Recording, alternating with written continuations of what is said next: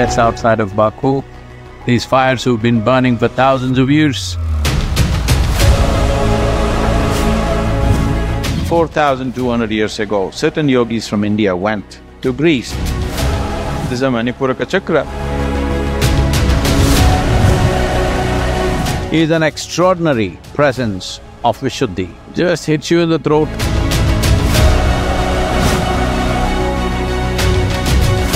Life from somewhere has chosen this almost like an airport. They are trying to build a future human being.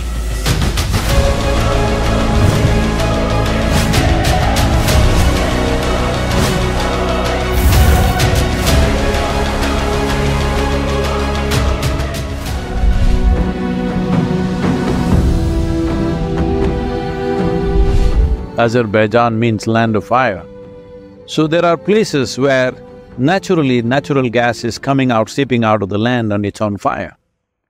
So for thousands of years, these fires have been burning, and this Hindu temple, which was built around this burning fire of natural gas, is estimated to be over 8,500 years old.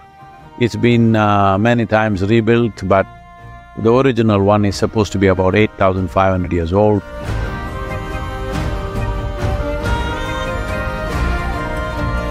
Here we are at the fire temple in Azerbaijan, just outside of Baku. These fires have been burning for thousands of years. It's a sacred space.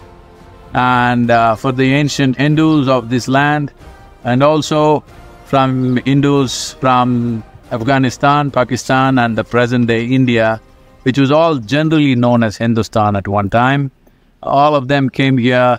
This is like another Kashi in Central Asia, where people came here. One reason is to live, another reason is to die, because this is a culture which identified that living well is very important, but dying well is equally important. So for that reason, they always came to a sacred place to die, as still millions of people go to Kashi to die.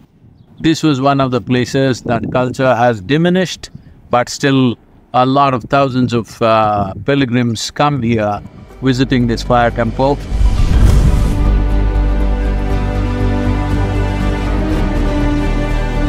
Little over 4,200 years ago, certain yogis from India went to Greece and established certain lingas, consecrated certain lingas, which are known as the navel of the earth. I saw this picture almost like 15 years ago somewhere, and immediately I recognized this is a Manipuraka chakra. And who created this? Where is it? Then they said, this is in Delphi. I've been wanting to go there and took 15 years to get there, because we went to these few places where the lingas were, and it's more than 4,200, 4,300 still alive. They've replaced them, they took them from the original sites and kept it in the museums, but still they're alive. You can't kill them. That's the beauty of it.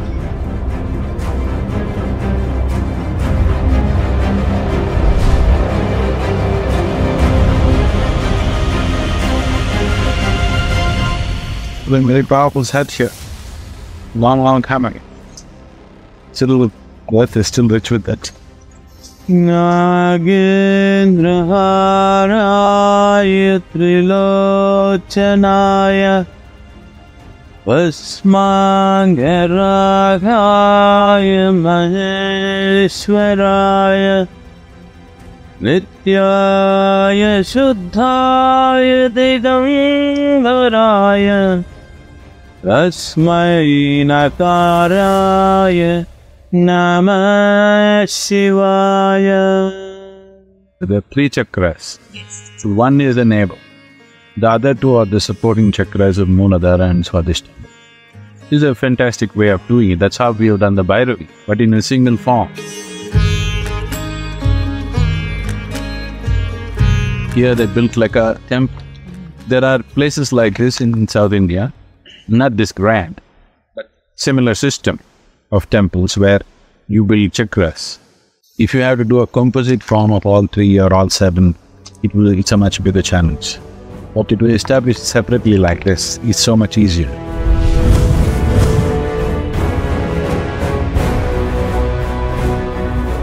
Here we are, the Grand Canyon.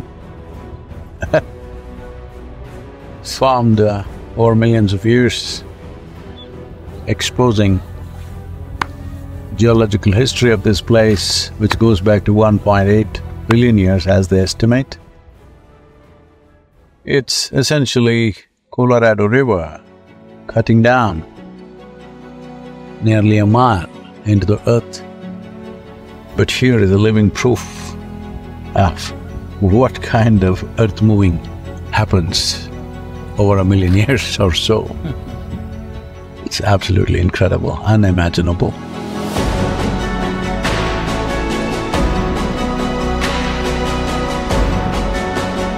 Grand Canyon, as grand as it can be. Initially I thought it's the rocks, but it's the very space. And it's so sensitive to human presence and able to recognize certain things about what we're doing. It's quite incredible. Just natural forces. I'm sure those natives who are sensitive to this dimension would definitely say there are spirits working upon them, which they're not very wrong in a way. It's the spirit of the earth. They're not very wrong, but not in the sense of some ghosts functioning. But there's a phenomenal amount of energy flow and… well, there are many places, natural features which have a certain amount of energy. But the important thing is the way it's responding to human presence. Unbelievable.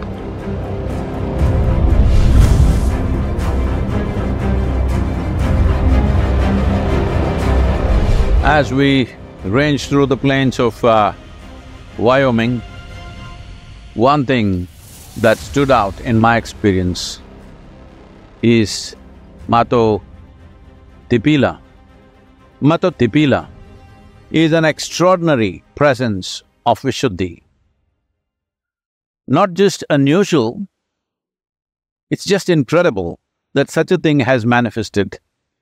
I don't know how, but it is a powerful sense of Vishuddhi. I've never seen anything like that except Kailash. Well, Dhyanalinga is there, but that's of a different nature, it's too subtle. I've never seen a natural formation which exudes that kind of Vishuddhi.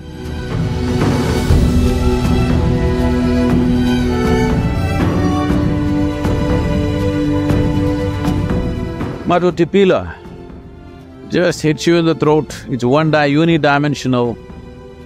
So because this is Vishuddhi, it is incredible that the rocks have taken on six-faced form, largely, most of them.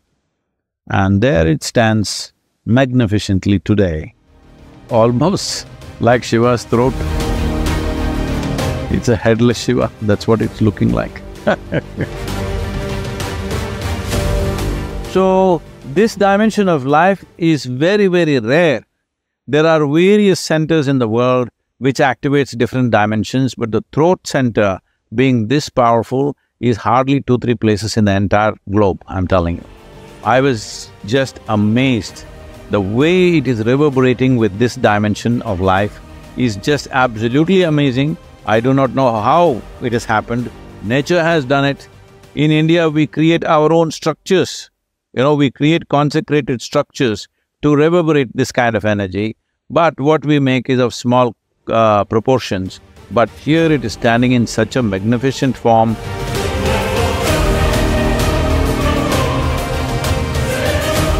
One need not necessarily be in its physical presence.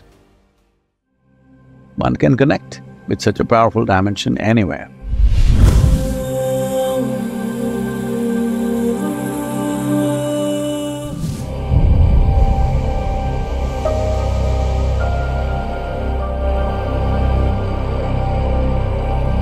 There's a tremendous amount of activity in the lake, and this activity is… the nature of the activity is such that it has nothing to do with anything that we know as life on this planet. It's something totally different. It's life, but not the way we know it.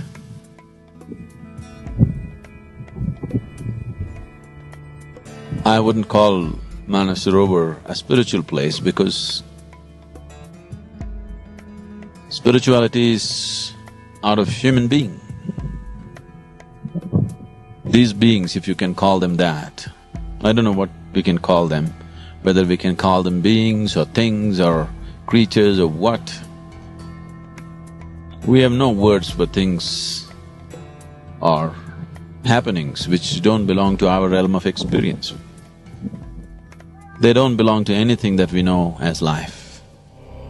So this is not really a spiritual place, but somehow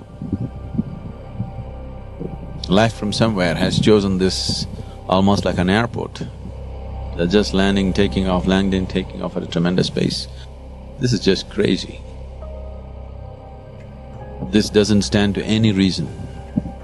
Why for millions of years, one particular spot on the planet has been used by life which doesn't belong here?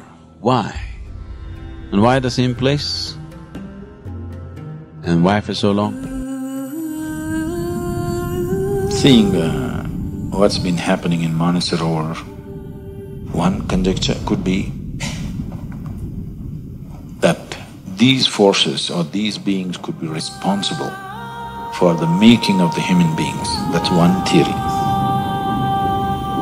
Another is probably they are trying to build a future human being. Or this is their workshop where they are trying to build themselves a human body to participate in life that is happening here on this planet.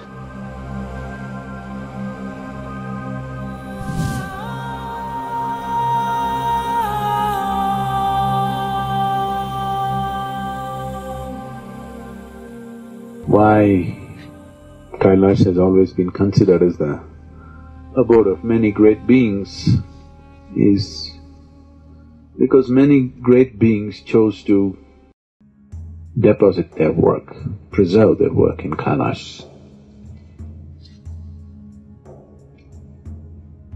Starting from Shiva himself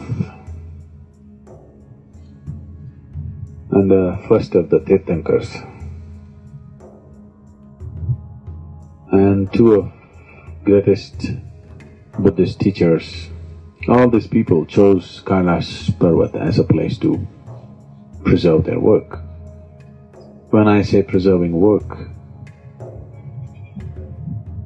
for most mystics on this planet, till now, in all these thousands of years, if they get to share 1 or 2% of their work with people around them, they are very fortunate. Most of them don't even get to do that. So they always chose to deposit in some space which is not too frequented by human beings. At the same time, it's accessible for those who wish to go. So Kailash is such a place.